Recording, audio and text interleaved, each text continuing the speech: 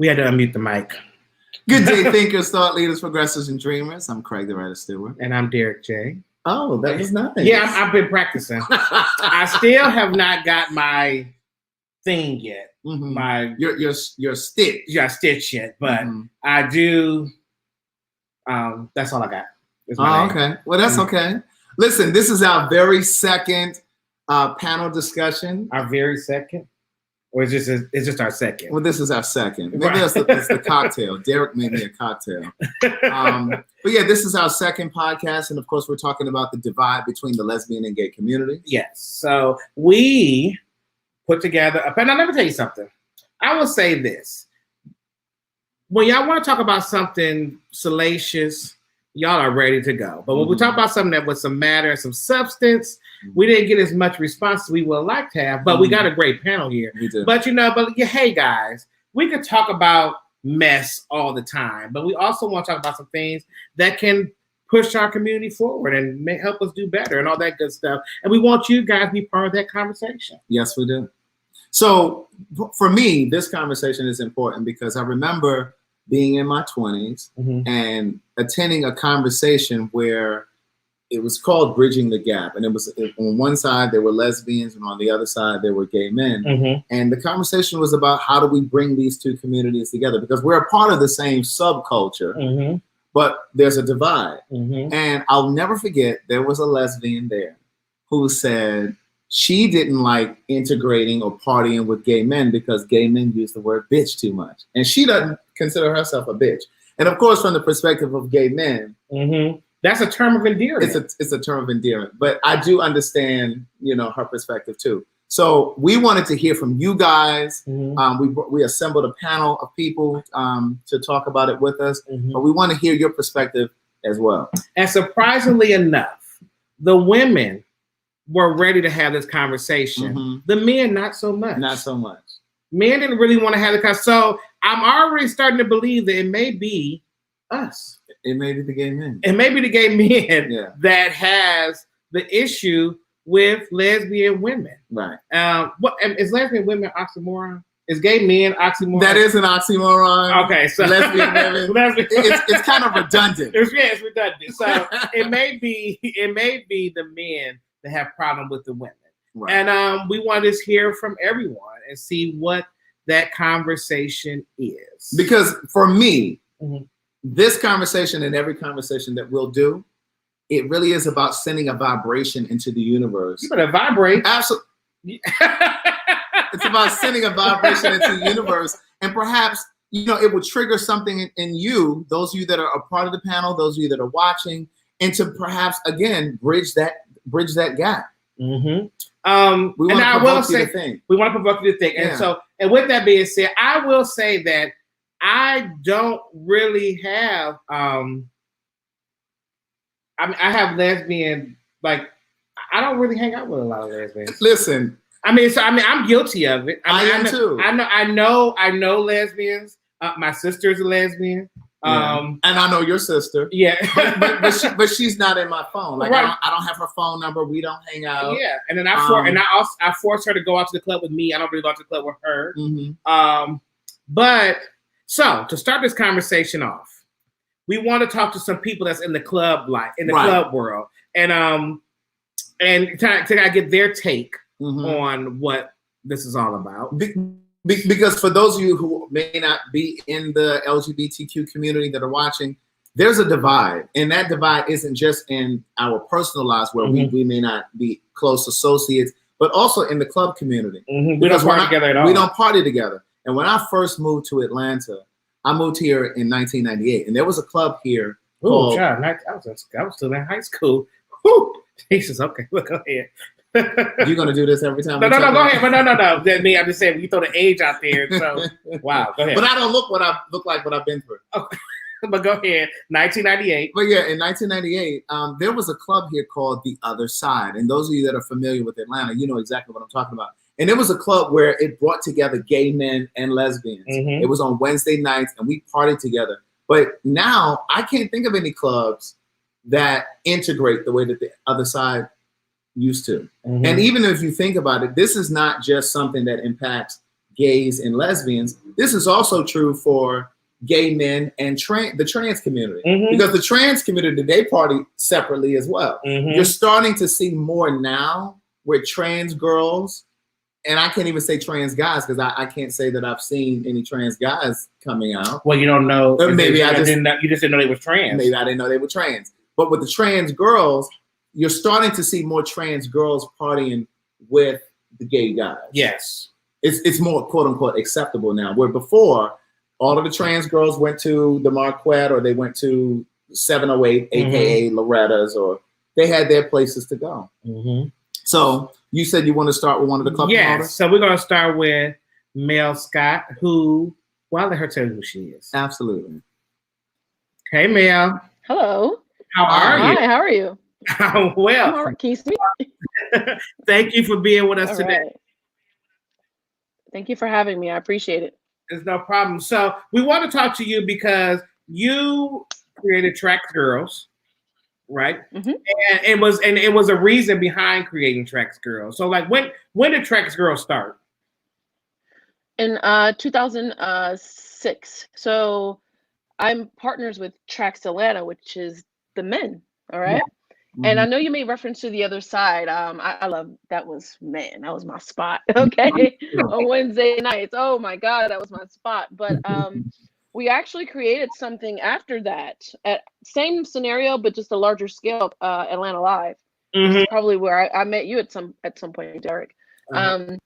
Which was another scenario where it was co-ed, guys and girls. But it was an interesting co-ed. The night would start early, and of course, it'd be like 1,000 girls, right? And as it got later, it literally would be like a blend for like an hour, and then it would flip and be all guys. So even though it was a co-ed event, we still we weren't there at the same time. So, but it was, 3,000 people strong, co-ed, And what do you Trax Girls was, I'm sorry? What do you think that is? Why do you think that it's not really true co-ed in terms of when we party? So I'm going to speak from a female perspective about something I remember from Atlanta Live. It's so weird. I'm much older now, so I feel a little different about, partying with the guys. Like I love partying with the guys now, but I remember back then telling like my girl, like, I don't want you to come because the guys are so much bigger than us, right? So if we're in a crowd with you guys, right? We're walking around with our little girlfriends who we're all protective over, and your elbows are going, guys dance harder. So you elbowing us in the chest, you bumping us out the way. I'm trying to get through the crowd. If you don't want to move, you don't have to. Like it truly just physically is a different aspect in being in the midst of hundreds of men and being a female. It's literally and physically difficult to do, number one. Number two, y'all don't like us. Y'all don't like us. I don't know why. I don't know. Because I love you, Derek, and I think you love me, but I don't know. I love you too. But yeah, I don't love you like that. Right. Right. If I could jump in there, I think, and this is one of the issues that I've kind of noticed personally with the lesbians that are more virile, dom, stud. That's right. Word you want to. I've always found that they have a tendency to want to assert their masculinity or assert themselves. So they became very aggressive around guys, not so much around, and I'm not being funny when I say, not so much around, the girls that tip through the tulips. But right. What kind of mammy saying is that? But go ahead. But I've always found like the gay guys that I don't know if I want to say that they felt threatened by or that masculine energy was there, and they felt like they had to assert themselves to be like, okay, listen, I'm here, and so it always became this kind of contentious relationship between studs and that particular kind of gay guy. No, you're right, because studs are the ones that have the issue with gay guys, and gay guys have the issue with the studs. But it goes both ways. You are right about that. You're absolutely right about that. And not to, be a hypocrite, but I don't necessarily prefer sometimes, because aggressive studs sometimes do. I consider myself a stud, but I'm not out here always trying to assert my masculinity upon people. But you're right. there are a group of studs sometimes that are very aggressive when it comes to gay men, because they are asserting their masculinity. And also something I frown upon, I hate gay men that are not gentlemen. Okay. And I know it sounds weird, but I hate if I'm with like 4 or 5 gay guys and it's me. I'm still a stud. Don't get it twisted. Yeah. A stud and it's my girlfriend. But bro, grab the door. Like, what's your problem? Listen, You know? Now, I I hold the door for Derek. Hey, I tell you what, I hold the door for Derek. But if I'm with, G, or for Juan and G, get the door, dude. You see me coming. Like, what's your love that problem? you said that. You know why I love that you said that? Because I say to all of my female friends, my female friends, I say, let me explain something to you. When you're with me, whether I'm gay or not, whenever you're with a man, gay or straight, when you get to that door, you step to the side and you wait for him to open. I mean, I'm a gentleman too, even in my heels and everything. I would still be. Absolutely. But do you think that would be okay with some studs if I went and opened the door? If you open the door for her girlfriend, I'm sure it is. But I'm just telling you, no, seriously though, but I'm telling you that literally has been something that irked. I remember being in Atlanta Live with those thousands of people. And I'm like, dude, you're rude. Oh, honey, I didn't see you. Da, da, da, da. But, and then I immediately felt away like, okay, but no, I feel like men, I tread lightly with what I'm saying. Yeah, but I do feel like men, they should be gentlemen. At the end of the day, you still are dealing with women. And myself personally, for example, if I'm with the Maya, good example, when I'm with the Maya, I got that door and I got that bill. Right. Whatever that means. Okay. Whatever that means. But that's how I feel when I'm with the Maya. I got to get her door. It is what it is. And that's just how I am in that environment. But I do feel like, gay men, sometimes they're not gentlemen. And I don't feel like that's cool. I'm like, your mom raised you better than that, regardless of what we're doing right now. Like, your mom raised you better than that. Now, why did you feel the need to have an extension of Tracks to create Tracks Girls? Because we started doing, some of the men were complaining about, oh, it's too many girls. Some of the girls are like, oh my God, it's too many guys. So we kept our, our Saturday night co-ed event, but we would do an all girl event on Friday. We do an all guy event on Sunday, just to kind of, because sometimes guys just want to be in the presence of guys and girls want to be in the presence of girls. And right now, literally, like I do events with rock stars, Julius. And he'll say sometimes, I don't know about that. It may be too many girls, because if it's too many girls, the guys won't come back. Well, it's the same way. If it's too many guys, the girls won't come back, which sucks. But if I can get all the guys and girls there at the same time, everybody loves it. Every single time they love a co-ed event. Me too. I'm telling you, I don't know if you were you living here when the other side was open? Oh yeah, he was talking. She said that. Yeah. Oh, you did say that. I mean, I'm 45. I was here. I was out there with you. I used to love that place. And it was great energy to see the guys and girls dancing. But I've also heard people say that sometimes the studs don't like to see when the gay men dance with their girlfriends or the lipstick lesbians.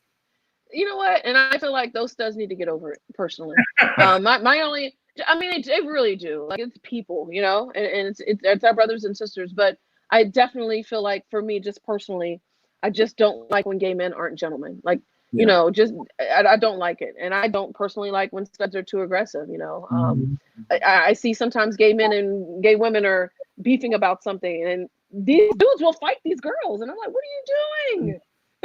Like, and girl, lady, what are you doing? You're going to knock your ass out.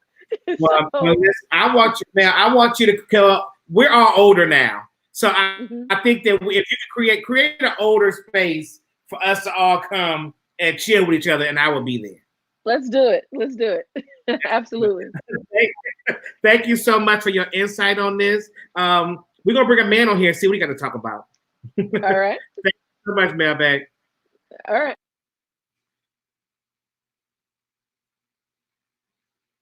MC Big Daddy. Oh, let me wait. There you go. There you go. MC Big Daddy, how are you? I am wonderful. How are you doing? I am well, thank you. Now, you are a fixture, baby. Wow. And I mean, in a good way. I mean, you're legendary. You're a fixture in the Black gay community. You're a legendary hype man. You keep the crowd going. You are MC. You're all of those things in the Atlanta gay community. Well, not even Atlanta. You're across the country. Yes. I mean, and I know you travel the world. So do you do stuff out in the world? I mean, out overseas.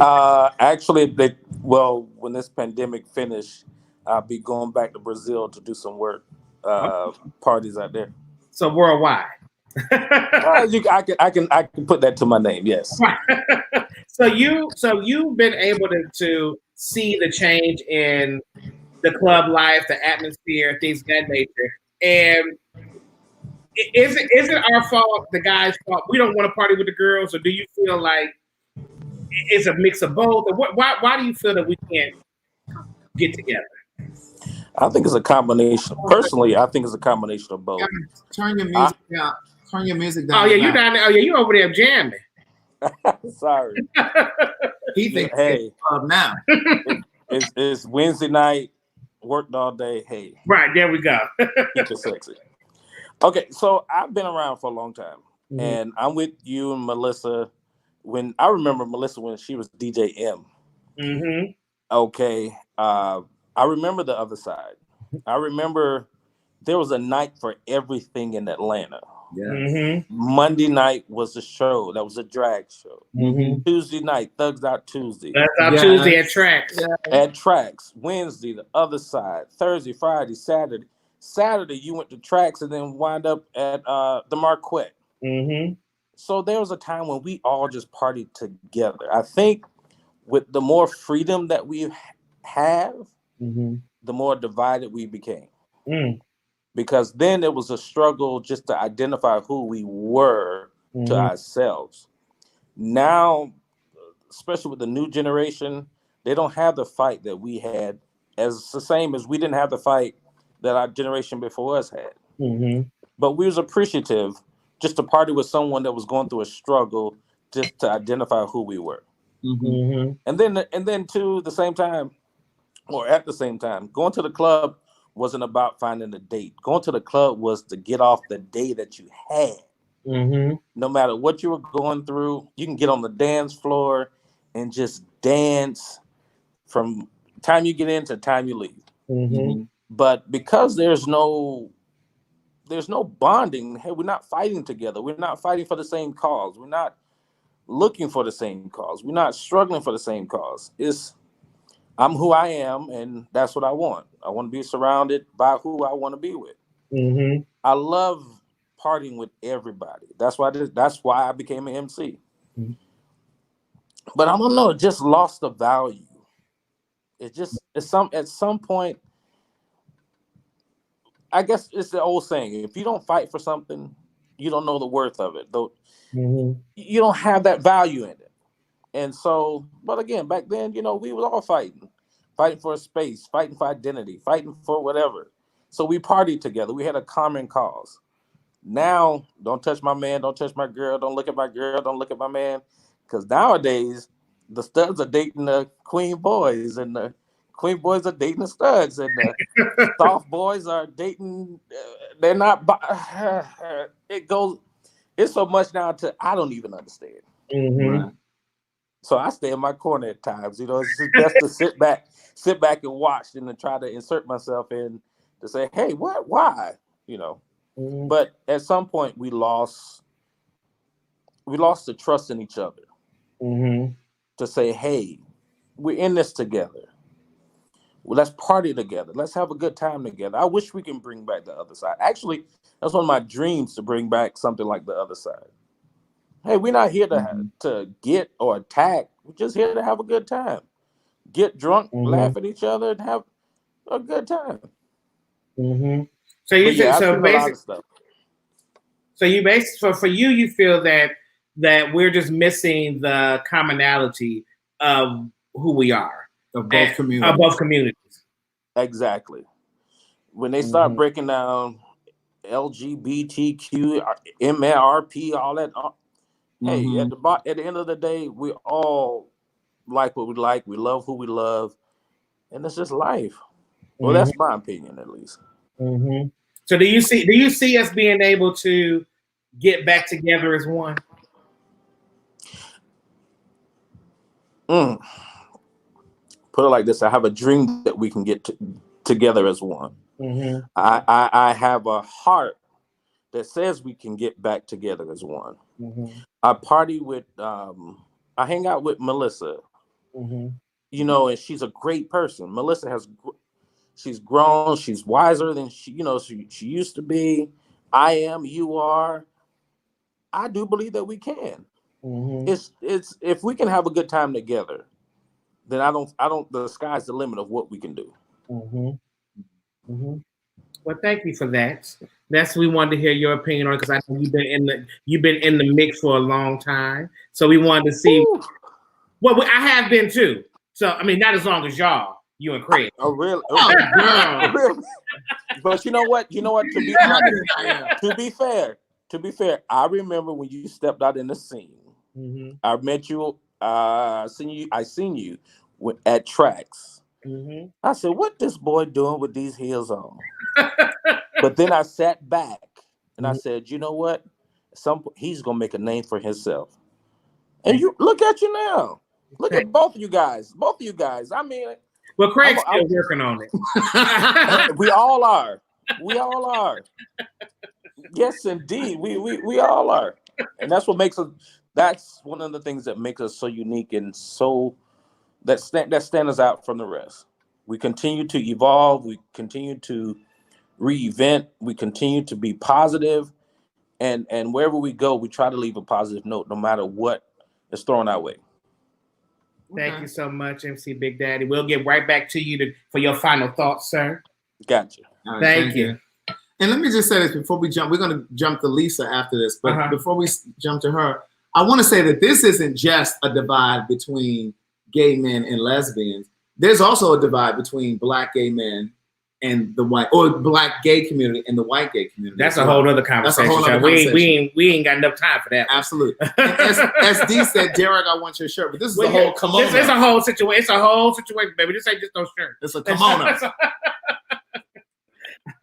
Lisa. Hi. How are you? I'm here and I'm healthy. So you guys, Lisa Cunningham. The reason I really wanted to have Lisa here in this conversation is because Lisa, you are, from our conversations, what I know about you. You are an old school, lesbian. Right.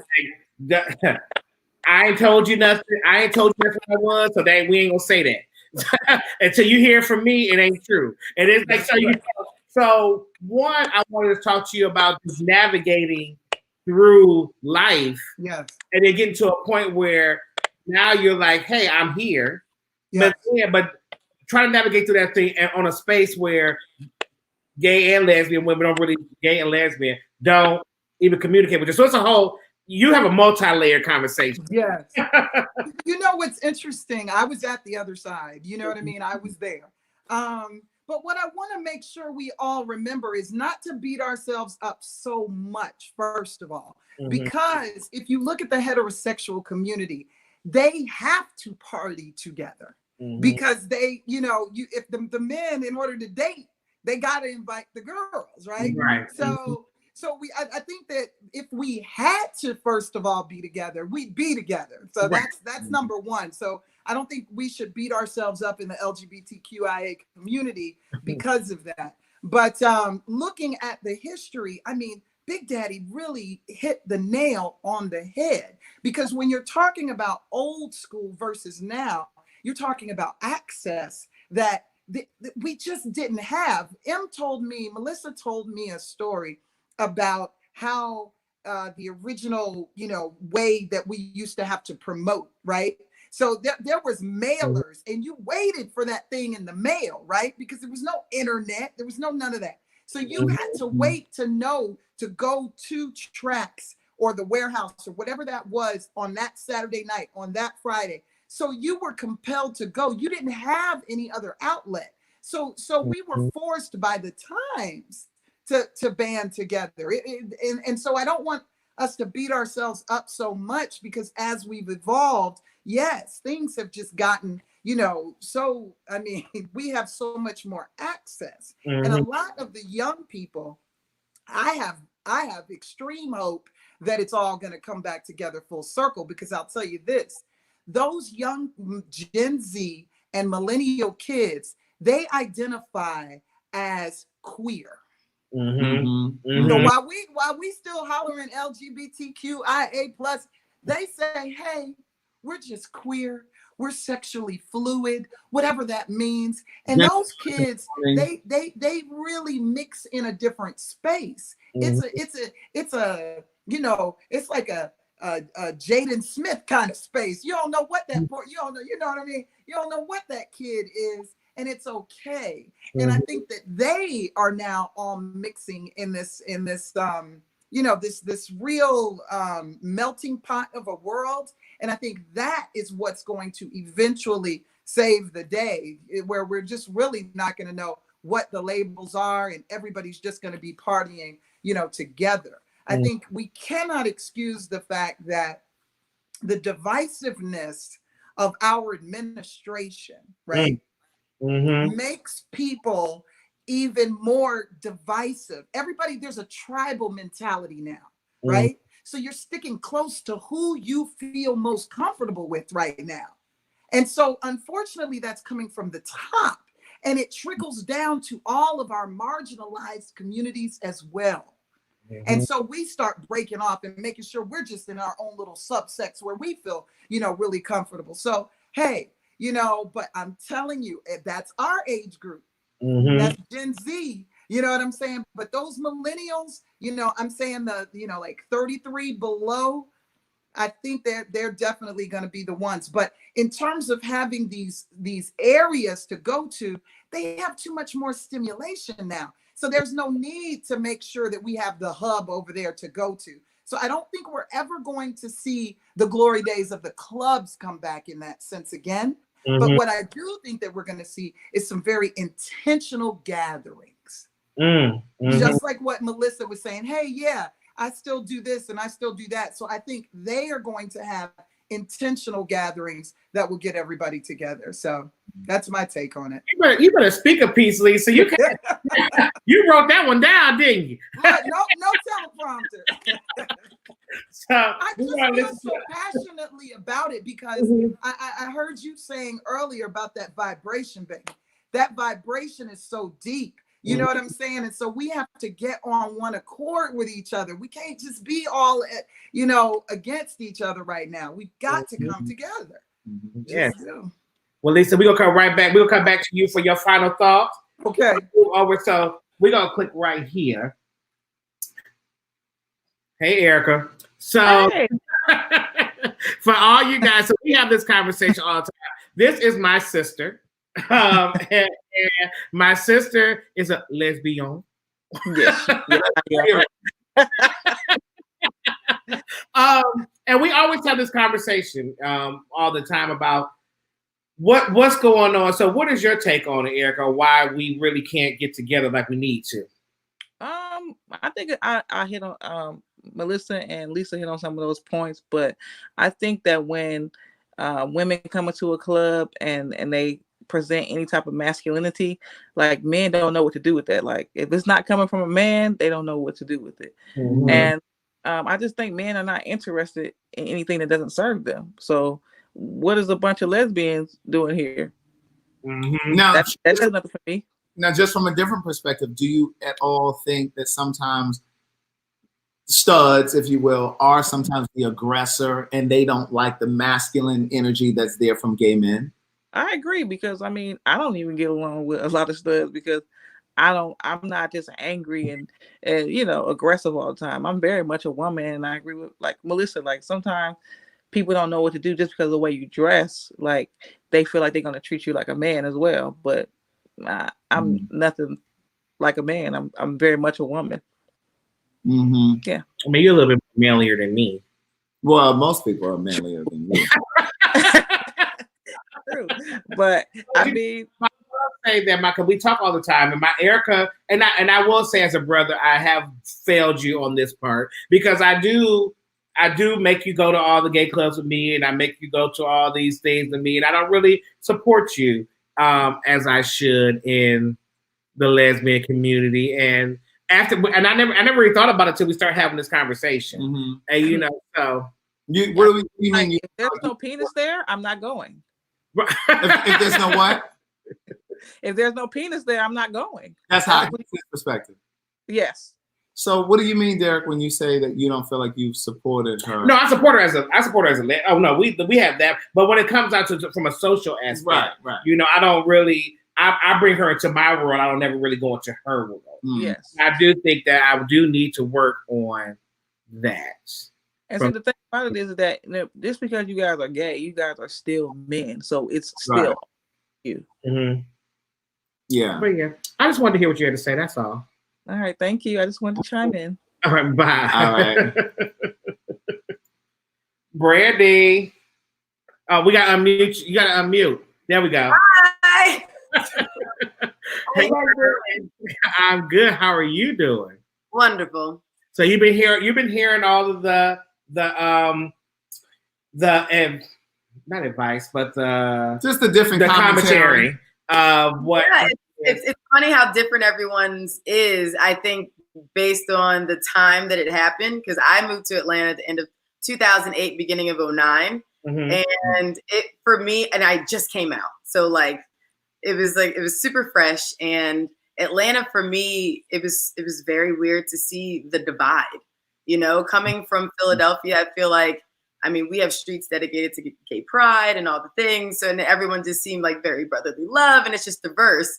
And coming to Atlanta, I found it very hard to find.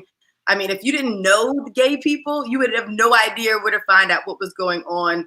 I think because I came from the straight scene here in Atlanta. You know, so I didn't even understand where to go. But what was strange was the first Pride that I went to was full of, and I actually talked to Melissa about this before because I didn't understand it.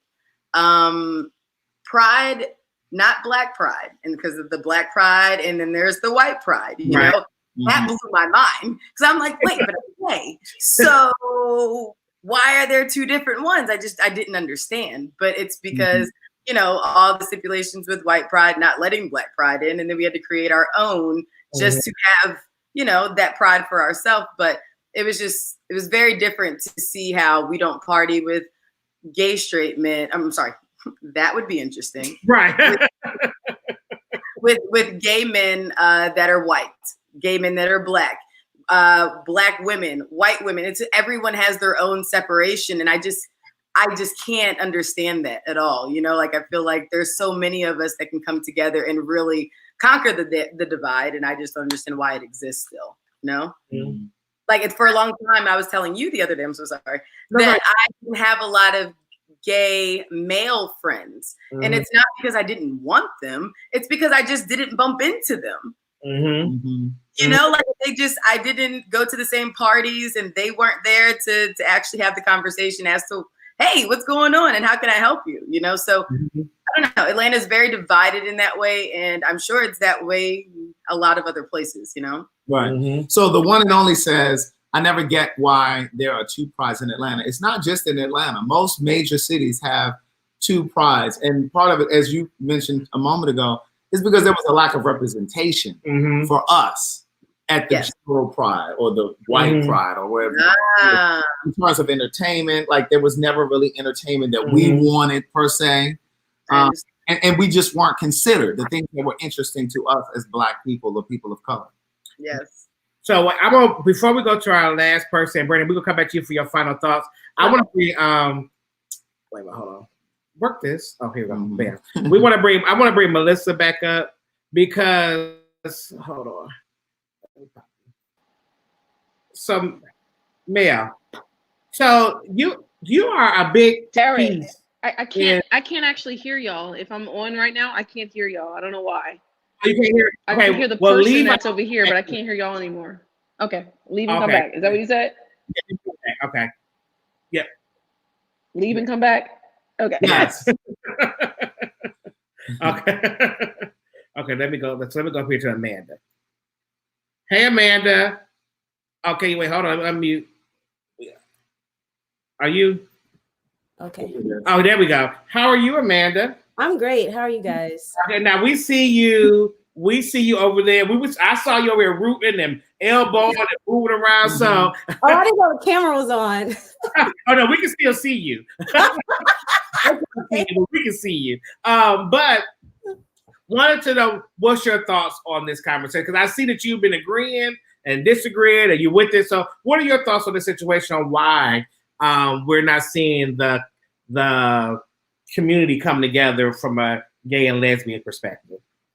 Okay, yeah. Well, I mean, I really agree with what everybody had to say, and so I think once I'm hearing all of these different perspectives, I think it's a buildup of a lot of different things. Starting off with, to be quite honest, I do agree that just men in general should just be gentlemen to women. So especially if it's an environment where this is a 80% male party and then there's just a couple of us in there, like, why not just let us go ahead and get a drink? Or why not let me get ahead of you in the bathroom that says that says women, and then there's a men's bathroom, but it's fine, it's a function. But like, why not, if I'm one of 5 women here, why not let me use the bathroom? You know, like, come on, little things like that.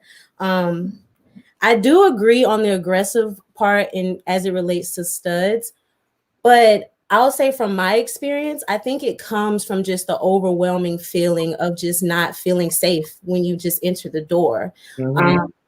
To Mel's point, there's a lot, like, the elbowing is serious, like, it's serious business. Like, I've lost drinks, okay? I've had shoes messed up. I've had, you know what I'm saying, tracks kind of getting caught up in people's situations because it's like you're ignored. Some of it is like you're ignored, right?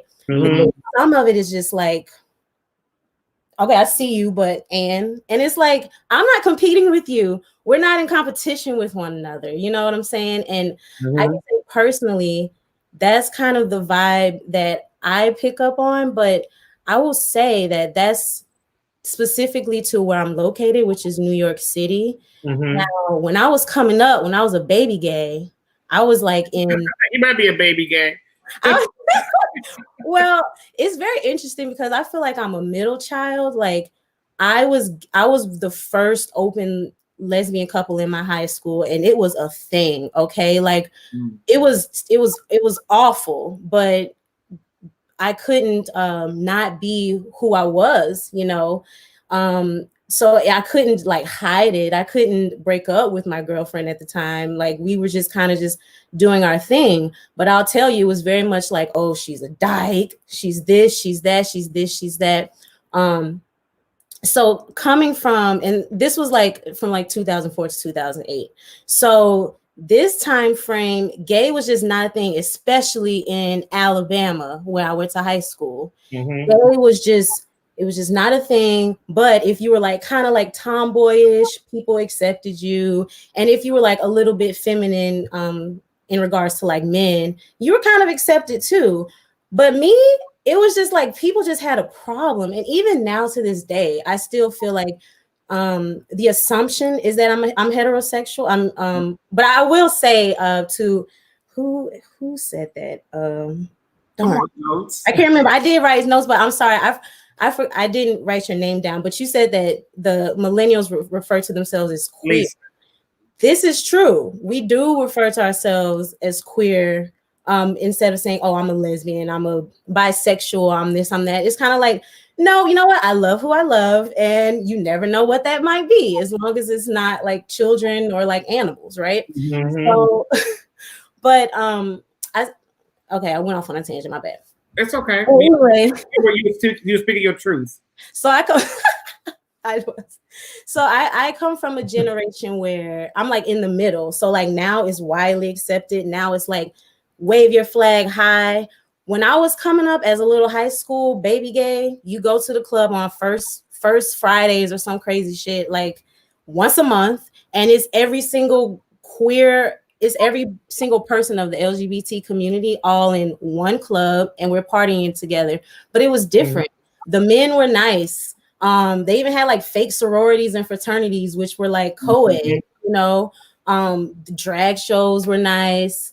We shared bathrooms, but it was no big deal. there wasn't any fighting, there wasn't any tension, because essentially we were practically all in the closet, and we just wanted somewhere where we could go and just express ourselves, or like kiss up on our girlfriends or boyfriends, or just, you know, be cute.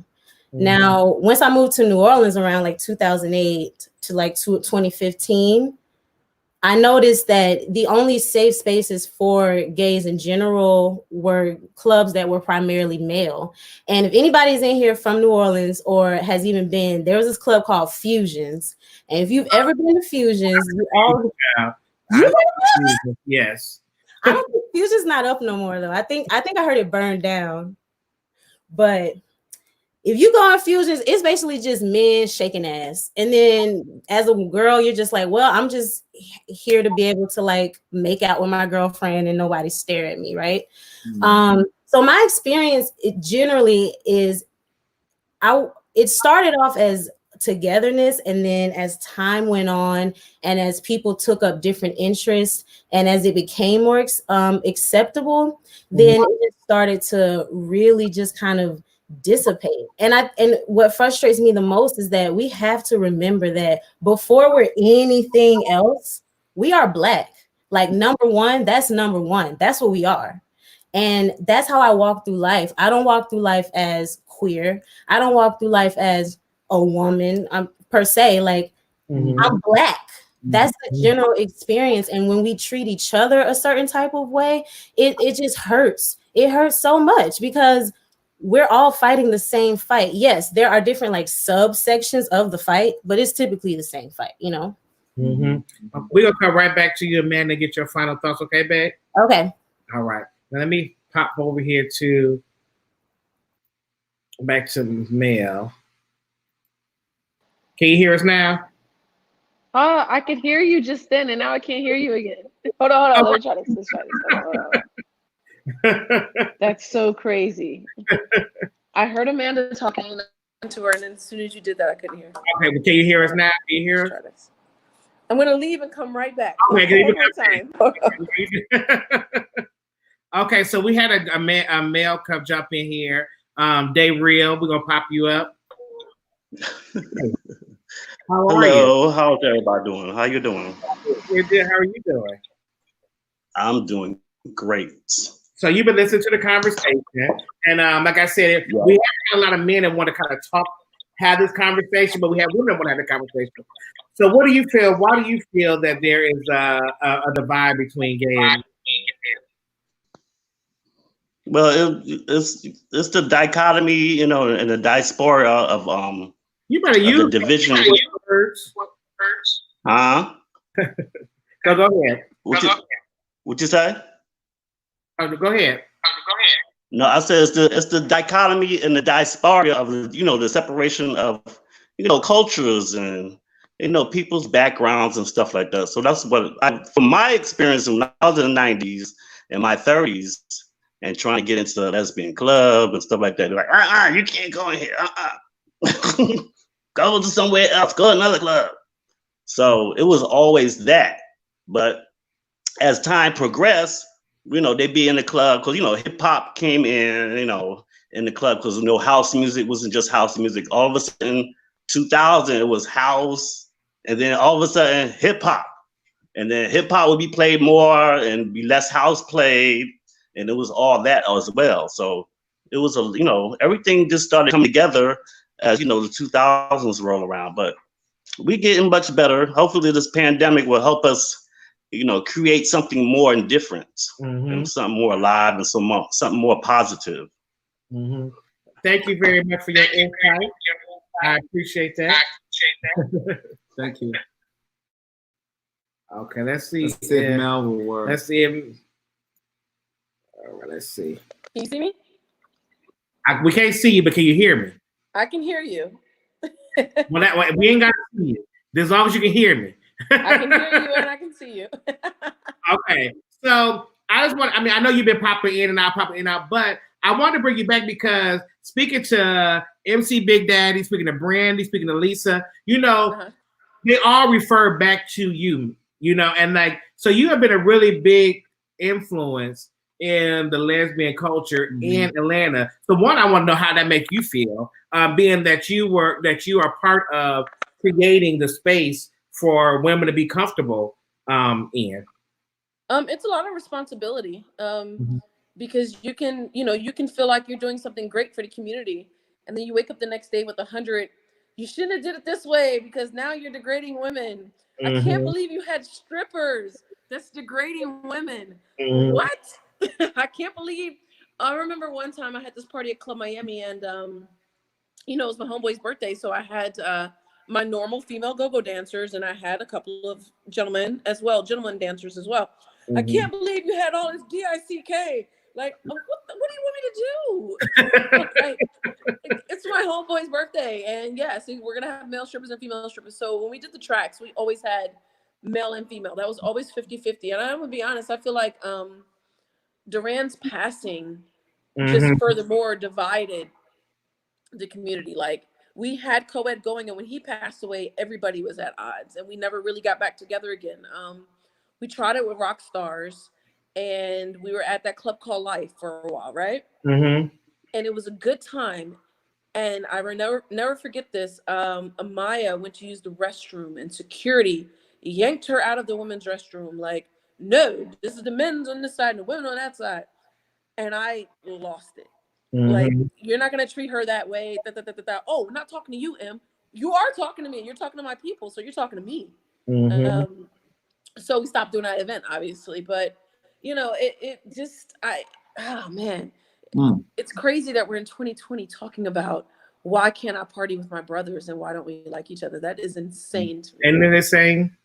Yes, it is. Very much so. I promise this. I am going to get with somebody. I promise this if we can party again in 2020, I don't know what's going to happen.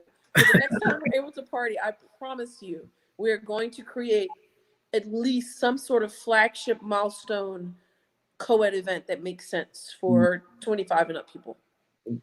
Well, I'm barely making it because I'm 24. I mean, by the time that happens, but I want you to do that, Melissa, because I love that. I want to be a part of that situation, and I know Craig and I are in the same space. That however we can help make that happen, let's make that happen.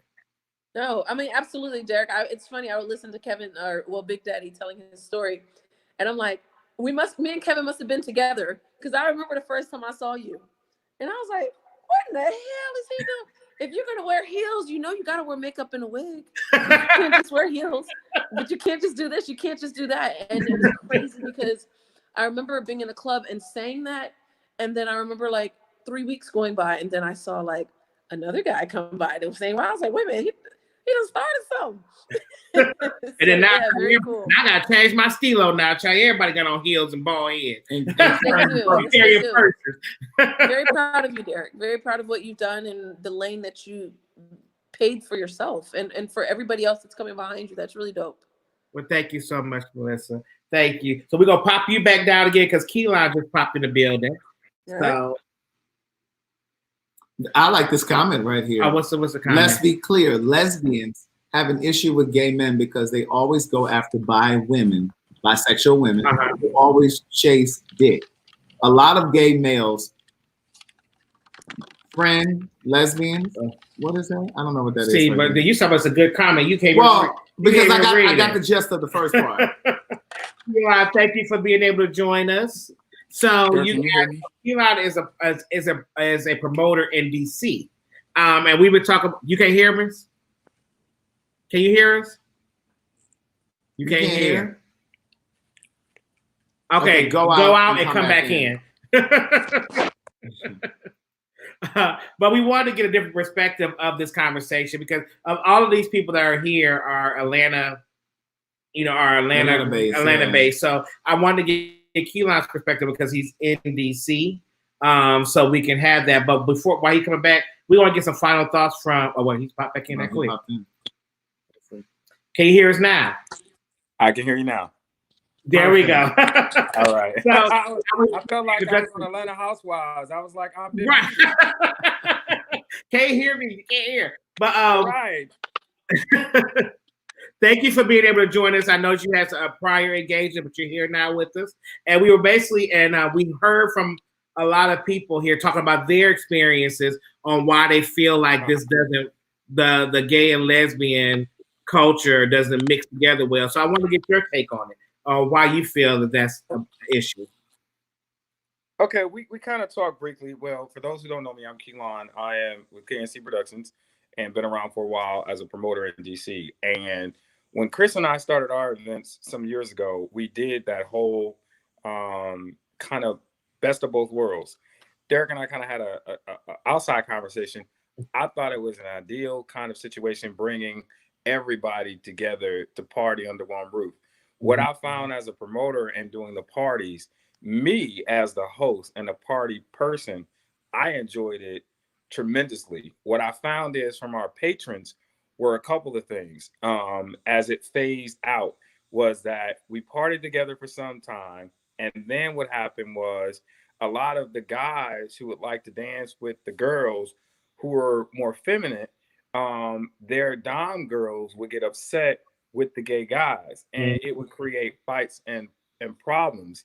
And then a lot of the guys who are looking for guys and not necessarily girls are complaining, saying, hey, it's too many girls here. We're all the guys. So it just created, unfortunately, that separation, you know, and for a person who is always forthcoming, from a money aspect, to be honest, you have to make a decision.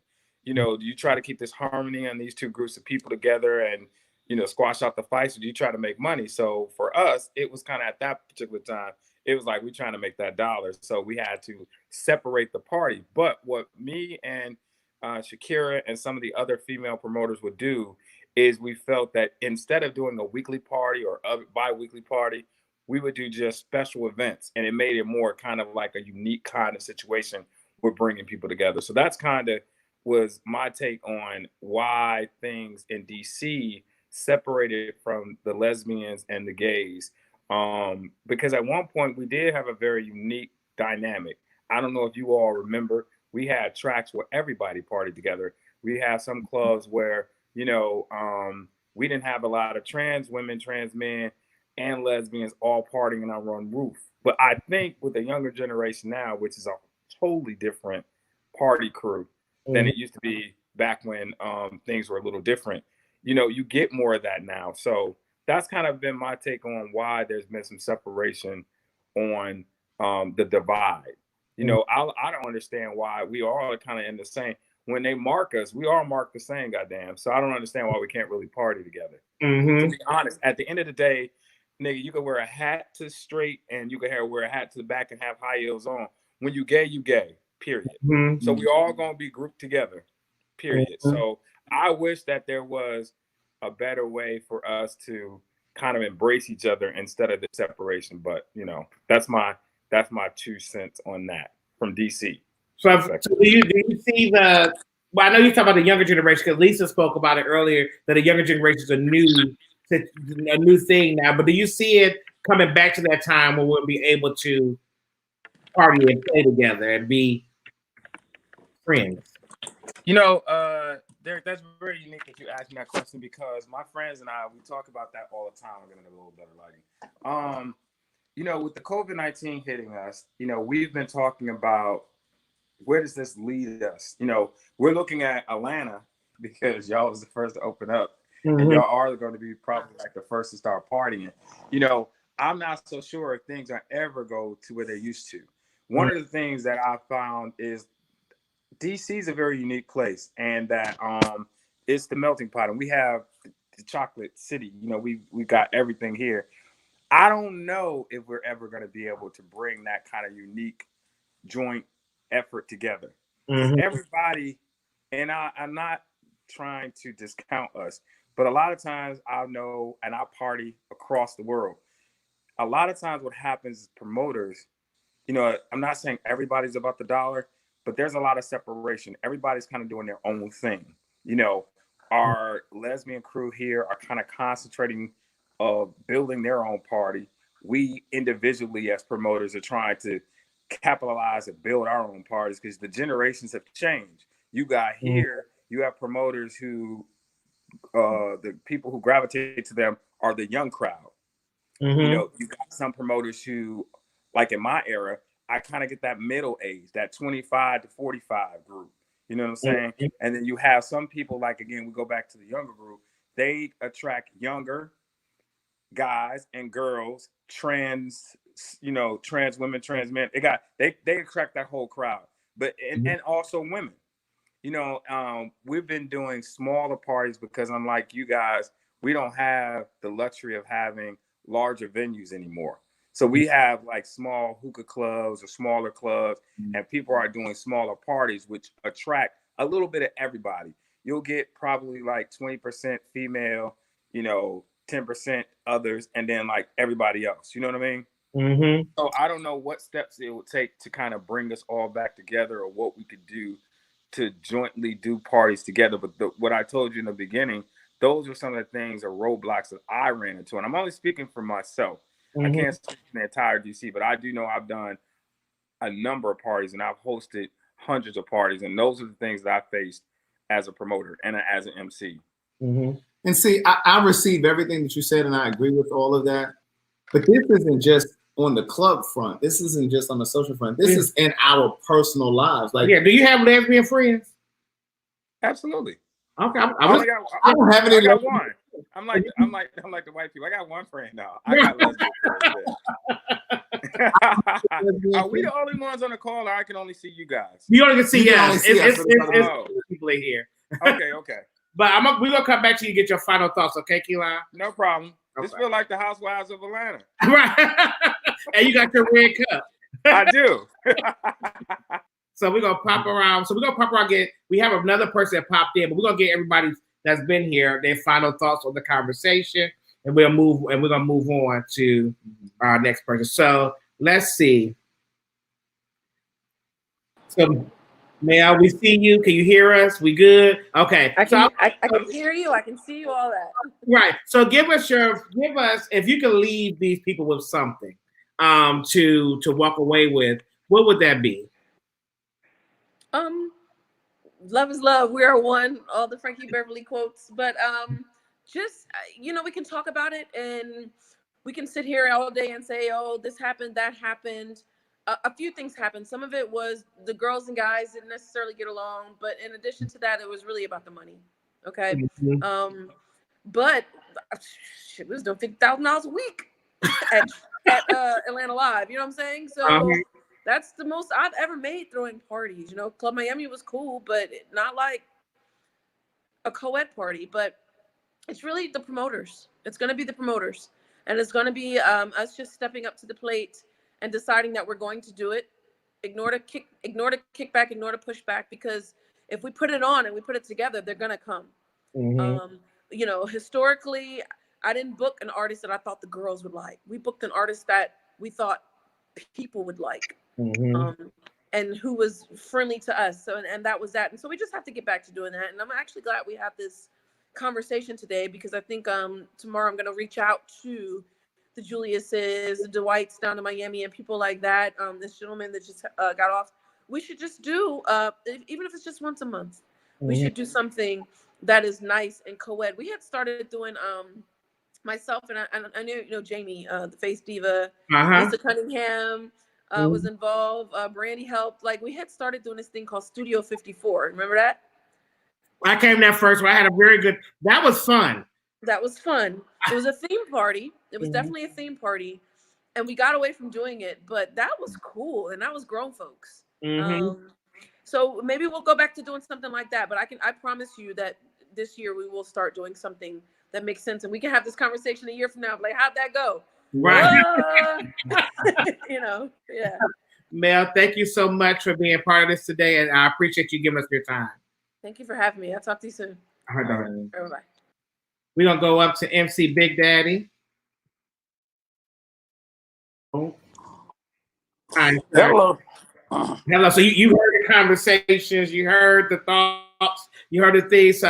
What are some last thoughts that you have to just leave people with in this conversation? Because we've noticed that we have a lot of straight people, a lot of straight women that listen to these conversations, and that just don't know and just don't understand. And then we have gay and lesbian people in this room too that just don't know and understand. So what would you give as some final words just to kind of encourage the community, the coming together. I would say to the promoters, if you build it, they'll come. If you build it, I'll be there. If you need me, if anytime you need me, I'm there. But in my heart, I do hope, and I'll say I pray that we can get together and have a party together, have a good time together, where it's not about who gonna get who or who gonna get what, and who elbowing who, and who's not a gentleman, and who's more of a gentleman, and who's less of a lady, who's more of a lady. I just hope and wish the competition would stop. Because at the end of the day, like it's been stated before, one of the panelists, we are all gay. We are all who we love. And despite how we look at each other, the world looks at us in one brush. So we either get it together or we're not. And you said there's straight women on here? Yes. They come to the club to find out if they men at the club. I just had to throw that in. That's another subject. That's another subject. That's another subject. Thank you so much. But no, I appreciate you guys putting out the platform, you know, and you get the background and get everybody's point of view, because there's so many, but no one is pulling the trigger to make anything happen. And the conversation is always a start. So I appreciate you guys. And anytime you need me, I'm here. I've retired, I travel, and I can be on here anytime you need me. But thank you so much. And thank you for your time, sir. You got it. Much blessings. Thank you. Stay safe. You too. All right. I want to read this comment right, because I think it's really an important comment. Leah says, as a marginalized community, I think it boils down to this. Before we enter these spaces, I think we forget to take off our armor. We've been conditioned to be at each other's throats for centuries. And I think that's a very good point. We're going to bring on Amanda. So you've been listening for our young millennial here. So what are your thoughts and what's your final thoughts on this conversation? Yes. I hate to be I'm going to piggyback on what everybody said, but honestly, everybody really hit the nail on the head. I think the main points were promoters. If you promote the party to say, hey, this is an all-inclusive space, this is a safe space, everybody in the alphabet community is invited, then that will really solve or at least help create a change. And additionally, we shouldn't, you know how some people are kind of like, oh, my struggle is worse than your struggle, or my struggle is worse than your struggle. That's why it's not like I was trying to divide myself or split myself up. But what I'm saying is we all have the same struggle, gay. And then if we're talking about gay, black. So let's just do that. And Leah made such a great point with we have to take off our armor. And it's hard. So, but I think if we start there, you know, then we'll get along. And also, can I just say lastly, thank you so much for having me on. Like, honestly, Derek J, when I was a baby gay, I was watching you on, like, I think it was called Fashion Queens or something like that. Not that many years ago. So many years ago. I'm just saying you were being yourself. You and Miss Lawrence were being yourselves despite the era that we were in. You know what I'm saying? So yeah, thank you so much for having me on. And Craig, honestly, I took interest to you via Madison, and now I'm just like here. So thank you guys for having me on, and I really do hope that we can just move forward in the community. Yeah, thank you so much. Thank you. All righty. Brandy, you're up, girl. No. All right. Don Julio. Don Julio 42, number 2. All right. So this is my final thought. I mean, like everyone else said, it's really going to be up to the promoters. It's going to be up to our community to really understand. First of all, everyone's taking a hit right now. This is the time of the meeting of the minds. We need to all get together while there is nothing going on and plan something for when it reopens. Everyone's going to be so gung-ho and so excited just to be a part of something so epic and so special. If it's there, they will come. You know what I'm saying? Like, if we really if we create together, we work together and understand that this is for the greater good. I mean, Mel said it best. Like, the best party she ever had was a co-ed party. You know, when we did, not we, but you know, when they did Studio 54, that was awesome. It was like being at clothes, we did dress up and everything. So cool. It was so fun. It was. I mean, not only was it themed, it was so many different kinds of people there. Gay, straight, black, white, Indian, whatever. It doesn't matter. And that's what it's all about. And it's about dealing with self. So before we go out, instead of someone bumping into you, I saw someone comment and said, like, I'd be in jail if someone bumped into me and da-da-da-da. It's just like, it's not that serious. Yeah. We're all out to have a good time. I used to be a cocktail waitress and people bump into me all the time. You got to go with it. You're in a club. Someone's going to bump into you. Let it go. And so before you go out, deal with self. You know what I'm saying? Like, because that's where it starts. And during this pandemic, I feel like that is what we truly need to focus on. And when we do get back out there, we're going to be so appreciative of people that are around us and just so grateful and feel the love. Like, I mean, come on, that's all we give. It's the only way we can give it back. It's the golden rule. Treat others as you'd have them do unto you. Thank you so much, Brandy. Love you, girl. Love you. Thank you so much. Keep doing this. This was awesome. Thank you. Welcome. Bye. Lisa. Hey. And I saved you for last because I know you got some heat behind that. You know what? Actually, I don't, because this is such a collective conversation. I learned something from everyone's perspective tonight. So I think that that's my takeaway, is that sometimes we have to listen, and sometimes it makes us uncomfortable what we hear. And so it's going to be about how we receive that message, and to not get so defensive about it, and to just say, you know what? Because say I'm a lesbian.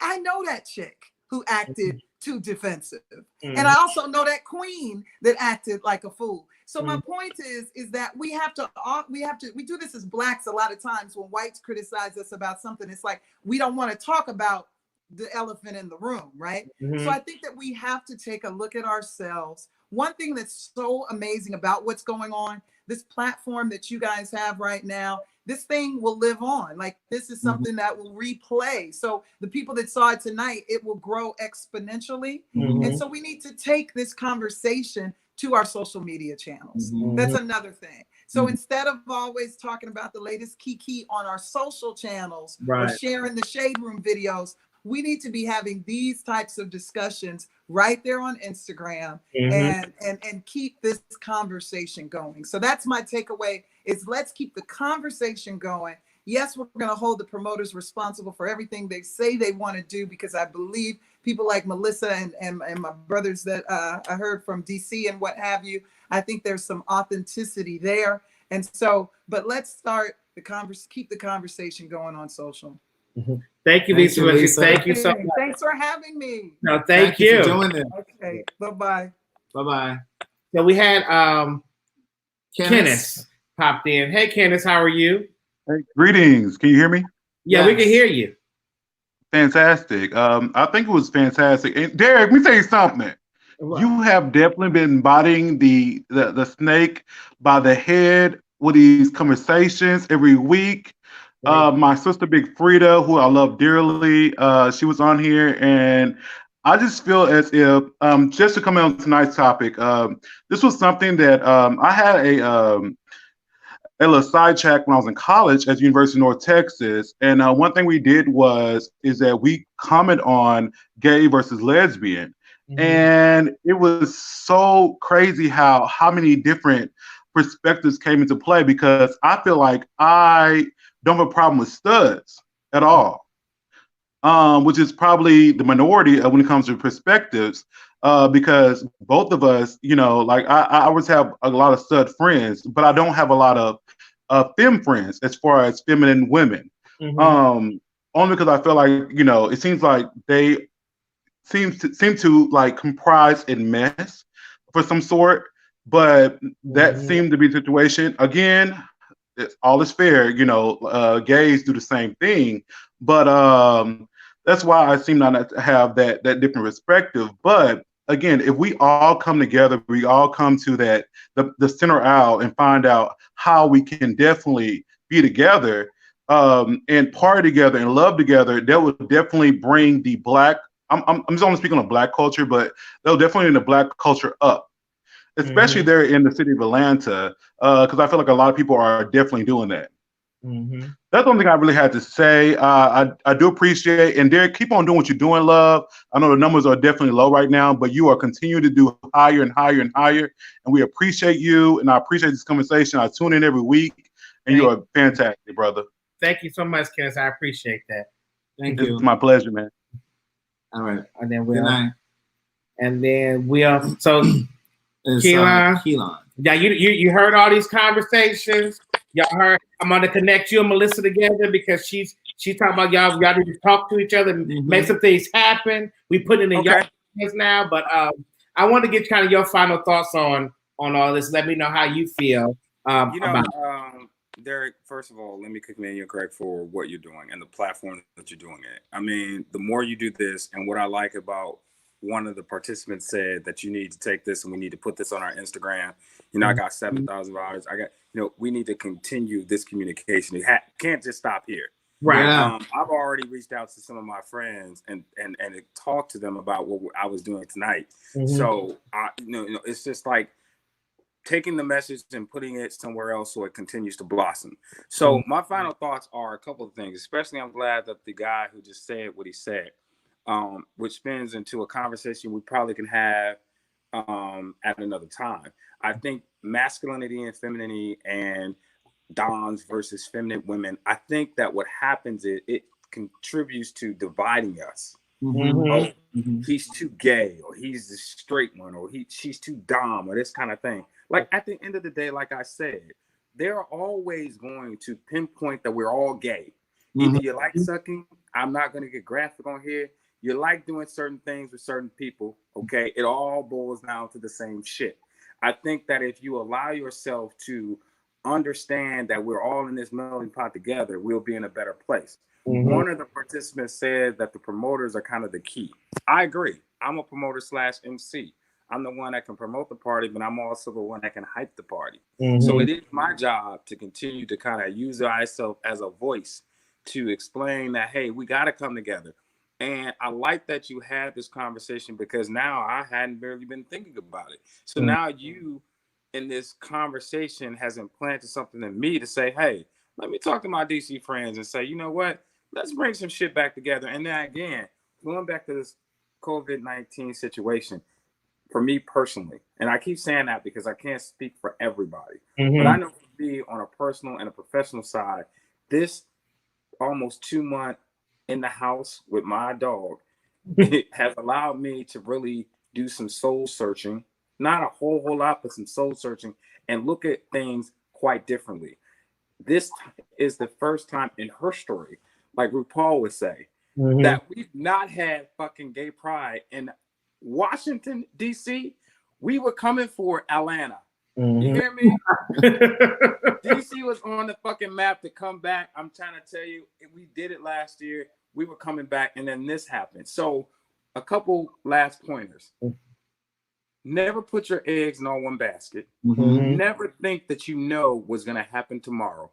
And live your life to the fullest. Because a lot of people, even with those small things like pride, would have never, ever thought that we would be in the situation we're in right now. It makes you think. It makes me think, what are we going to do differently? And like the young lady said, take this time to think about how we're going to do it differently. And take this time, like we already know, when we open those gates, it's an air of opportunity for us to do things that are quite different than we were doing it before. So what I leave with you is that, I appreciate you allowing me to be a part of this. I apologize to all the participants for being late. I had some personal things going on, but I wanted to tune in when I could. But as a DC promoter, MC, a person that travels, I always want to also give Atlanta love because every time I come there, I get it. And I just appreciate the conversation. I hope I'm invited back. You will to either be a silent participant or to share my views. But I appreciate you. And be safe. You too. Thank you so much, Keelan. Thank you. Yes. With my red cup. Right. Oh, wow. We got so many different views, so many different takes about this conversation. There's a lot to think about. There's a lot to think about, and and seeing it from different angles that I never thought to see it from. There were definitely some things that I hadn't considered. Like Lisa Cunningham said a lot of things that I hadn't really thought about. So, and that's what this is about. It's to provoke you to think. And listen, we've been watching your comments along the side. We definitely are going to continue these conversations. If you want to continue to support this movement, because it costs to do this. We have production costs. We have our Cash App information down there. We did see a couple super chats that came and we through. appreciate them. Thank you very much. Those. Thank you so very much for supporting what we do. And then typically we're going to be every other Wednesday. Yes, it's every 2 weeks. But because this is Mental Awareness Month, Mental Health Awareness Month, we are doing an episode next week about mental health. And of course, it's all tied into LGBTQ. Yes, it's about just talk about LGBTQ mental health, because it's something that as a Black community we don't want to talk about, and we definitely want to talk about in the Black gay community. Absolutely. So if you guys are on here, and did you type it in this thing to put up there? Yeah, I was gonna put it up here. Let me see. No, I'll go to banner. Let me go to banner. There you go. And then it should be there already. Did I already put it in here? No, okay, but we'll do that. So we want you guys, if you are not afraid, because the episode is called Silence to Shame, and so it's not about being shameful or anything. We want to have this conversation with you about mental health. If you're going through it, if you experienced it, if you have depression or bipolar or schizophrenia, any of those things, and you want to discuss that and let people know, about how you're dealing with it and how you're overcoming it. We want to hear from you, and that's going to happen next week, Wednesday. We're going to have this conversation about it, and you can click on. What you want me to put the email address? The email address. Now we do have the email address. Okay, there we go. Here's the email address. Yeah, that's what I'm saying. The email address. I thought you meant the topic. No, the email address. If you want to participate in this conversation, email us right here. It's glmconvo@gmail.com. That's gay like me. So glmconvo@gmail.com. Now listen, people. Don't take us off topic. Yeah, no, don't take us off topic, but listen, when you send us this email, we appreciate your stories, but we don't want to hear them right now. When we call you, we'll call you and get the information. But send us a picture and a short paragraph on how you can add to the conversation and your contact information. That's all we need. That's it. Listen, we don't need no long paragraph. We don't need a dissertation. We don't need your coming out story. We don't want none of that. We just want to know if you suffer from mental health issues, how can you add to the conversation? That's it. That's all we want to know. That's it. And the email address, once again, is glmconvo@gmail.com. Yes. And that conversation will take place 1 week from today. Yes. And again, typically we're bi-weekly on Wednesday, but because May is Mental Health Awareness Month, we wanted to get this conversation in. So it's going to be next Wednesday. Next Wednesday. I mean, it wouldn't be right for us not to have this conversation. Right. So make sure if you are that person and you're not afraid to have that conversation, please let us know. And email us. We want to hear from you. We want to just know. And and we want to learn more from this. So please have us please reach out to us. I'm sorry, I got sidetracked. Please reach out to us and give us your information, and we'll reach out to you. So please share this video. Don't forget to share this video. Like, share, subscribe. It's important. If you're on my page watching, go subscribe to Craig's page. If you're on Craig's page watching, please come to my page and subscribe. And like you said, this does cost us. So our Cash App is right there. I know y'all think I'm rich and I don't need no money, but I don't need to be spending no extra money neither. Please Cash App this lady something. Shut up, Greg. But Yes. So we will talk to you guys next week. Thank y'all so much. Yes, invite your friends to tune in next Wednesday. Yeah, invite your friends to tune in next on Wednesday. Rita Thomas, what if a family member? I mean, if your family member wants to talk about it, tell them to come on. Yes. Or you know what? Actually, if you read it as a person that's dealing with that's dealing with a family member with mental illness, we would like to hear from you too to see how you see what that's about. Yes. So All yeah. right. Well, thank you guys for joining us. Thank we you. appreciate you. And do your ending. What's my ending? What you talking about? Brush your teeth, wash your tongue, all that. Oh, that ain't for this. Oh, it's not. Listen, have an amazing night. We'll see you next week.